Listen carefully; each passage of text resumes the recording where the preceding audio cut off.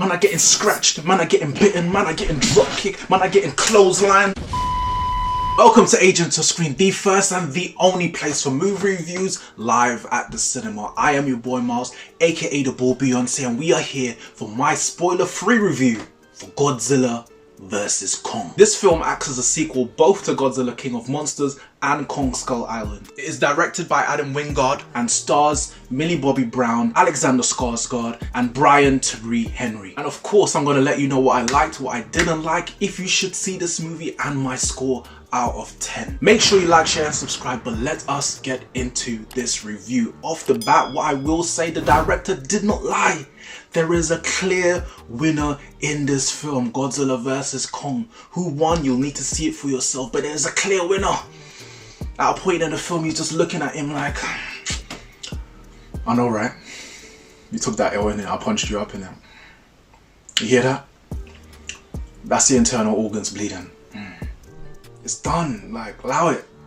It's getting embarrassing now, like, it's kind of peak, fam, just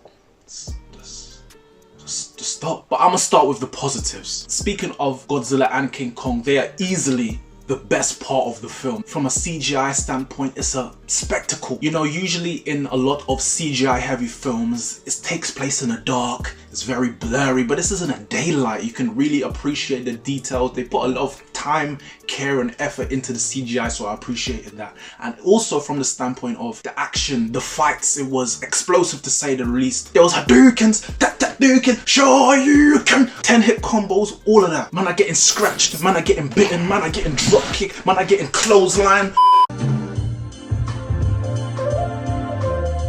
So it definitely doesn't disappoint on that aspect, which brings me on to my next point, the fan service. This film is made for the fans of the genre. Sounds obvious enough, but really if you've been a fan of the, you know, these two characters, the franchise, you know, these characters have been about since like the 60s, the 50s, even before that. So they give you things the fans want to see. The veteran fans of the genre are going to be pleased all the way down to their knees. And also we've never seen a scale like this before. The size, pause, even the scale of destruction, the whatever city they was in, it got totaled. The destruction in this film is unprecedented. I've never seen anything like this before. You know what it reminded me of? See, like in Power Rangers when they get in the Megazords and they're just fighting in the city, destroying shit. That's exactly what it reminded me of. Them Kong and Zilla were just two Megazords destroying shit in the city. And even the CGI, the close-up shots, even though they're fictional creatures, you can really tell their emotion. Especially like Kong, he emotes really well, so you can tell all the feelings that he's having in any particular moment. Also, my last plus is that Kong no longer has a unhealthy obsession with white women. So I'm pleased to see that, you know, like, preference across the board, my brother. There is more to life than pumpkin spice lattes. But on to my negatives. The humans.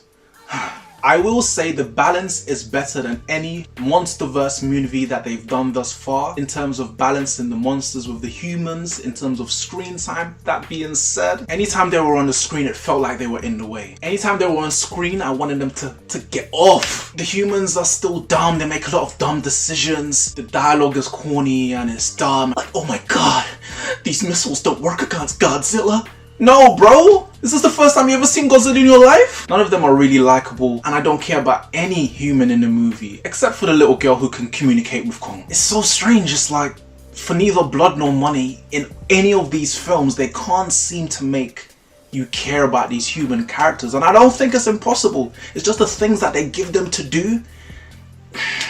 Who cares, fam? But the plot and the script are goofy. There's a lot of science mumbo-jumbo leaps of faith that they ask you to make. It's also predictable. Like in the first 5 minutes I was like, oh, okay, the company is named that, I guess this is gonna happen. And my final 2 points, I would say it took about 40 minutes for us to get any Godzilla or Kong action. That's the first thing. The second thing, there's a lot of things, side quests, moments that are spectacle heavy, but they serve no real purpose. So it's like, why are we here? I mean, it looks cool, but not only does it serve nothing to the story, but it makes no sense that you're doing that right now. Speaking of spectacle, I think it's a real shame that we weren't able, well, I say we, that we weren't able to see this film in the cinemas. I think it would have really benefited from that. And I'm not going to mark it down, but I think this is like the epitome of a blockbuster, turn your brain off, eat your overpriced popcorn, escape the world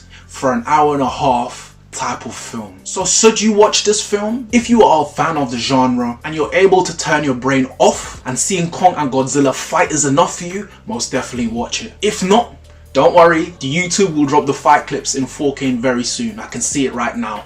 Kong versus your mum in 4K. That's gonna get over 1 million views guaranteed. That being said, I will give Kong vs Godzilla a 6 out of 10. I hope you enjoyed the review and I hope you enjoyed the movie. But if you did or you didn't, make sure you put that in the comments below. Are you planning to watch it? Are you going to give it a miss? Let me know in the comments below as well. But I have been your boy Miles. We have been the Agents of S.C.R.E.E.N, and until the next video, which should be coming extremely soon, peace.